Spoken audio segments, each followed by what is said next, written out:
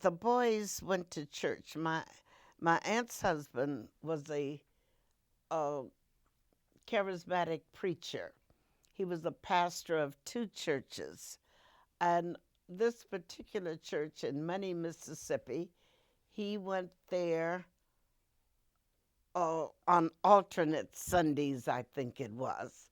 I don't quite remember how they did that, but he divided his time between the two churches. But for weekday services, he would always go to the Money Church. And this was on a Wednesday. He went to service, and he and the boys went to service. And he was what you would call a long winded preacher. When he got to preaching, they would say, "Well, he really preached today." I mean, it could go on for hours. And one of his sons said, "While Daddy is preaching, we could go uptown, spend a few minutes, get some refreshments, because they knew Bo had money, and we could be back, and he'd never know we had gone." And that's exactly what they did. Well, while they were uptown, there was a porch to the store, and this porch was the recreational center. They had all kinds of, well, they had a few board games like checkers, and I don't know what else they had. Uh, they didn't play chess, I know that, but they had little board games, and the boys that was their recreation. They didn't have, uh, oh my God, they barely had TV in 55. Isn't that amazing? Uh, but uh, Emmett was not playing a board game, he was watching the others. And he made the decision to go into the store and make a purchase. And his youngest cousin accompanied him into the store. And this is where Emmett asked for bubble gum. Now, as a youngster, about age 5, Emmett was recovering from polio. And at that time, polio it was a dreaded disease because it would leave you crippled, some kind of deformity. And it left Emmett with a speech defect.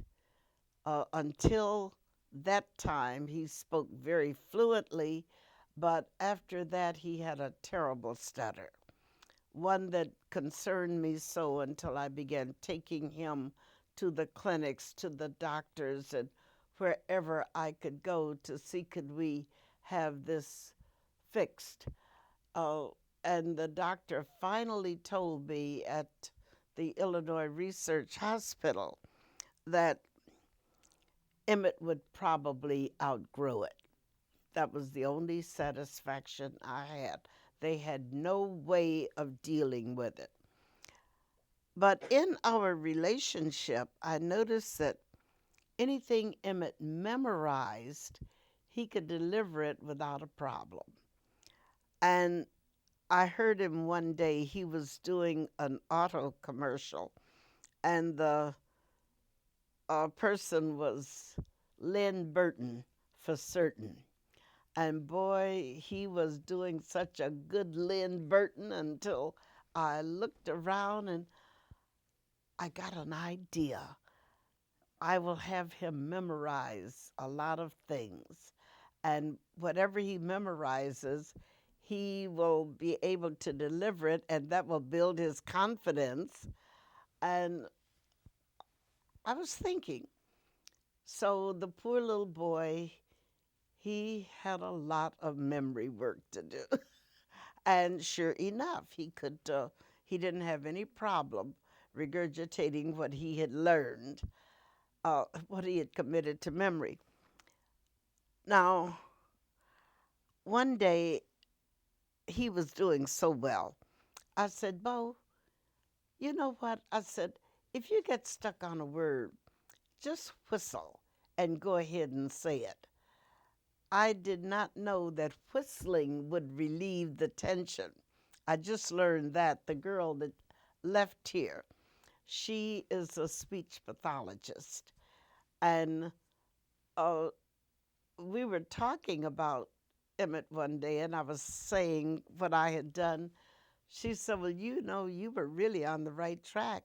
She said, because that whistling relieves the tension and those muscles relax and so forth and so on. She was giving me the uh, scientific definition of what was going on.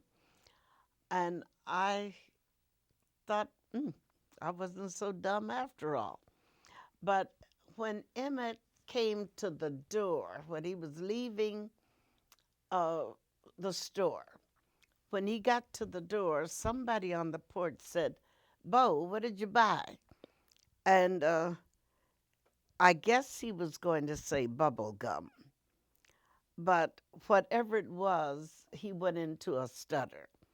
And that is when a whistle was emitted.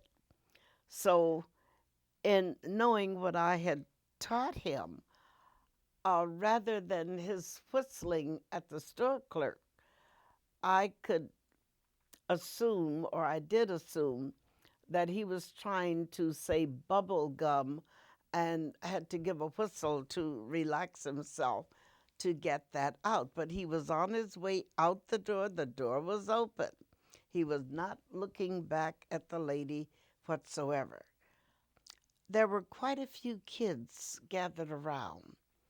Some were cousins of the Wrights, some well, I guess they were all cousins and friends and girlfriends, which is why Maurice wanted to go to the store, not to buy something so much, but to see who was at the store, including maybe his girlfriend.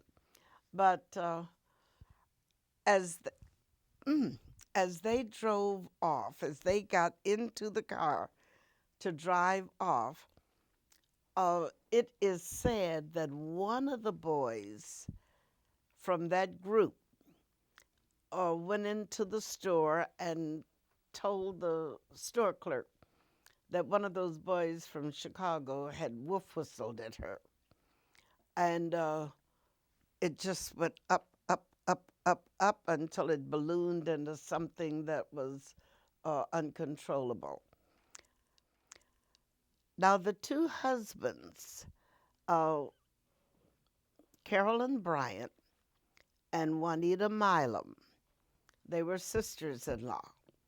They were in the store, and their husbands were in Texas or someplace buying some seafood. They were truckers.